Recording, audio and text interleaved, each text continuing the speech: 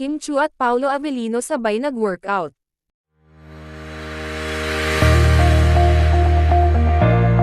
Sa isang video na kuha sa kanilang kasamahan, ay nahagip nga itong si Paolo nang matuon kay Kim ang kamera. Nasa gilid naman itong si Pao na medyo may kalayuan dahil nasa ibang side ito nag-workout.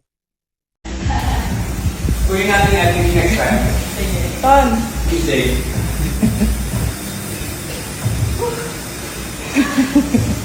Ilang beses na talaga naging spotted itong si Paolo Avellino at Kim Chu, na laging magkasama kahit walang taping. Matatandaan nga noong pumunta si Kim ng Cebu at Nueva Ecija ay spotted itong si Paolo Avellino na hinatid at sinundo itong si Kimi.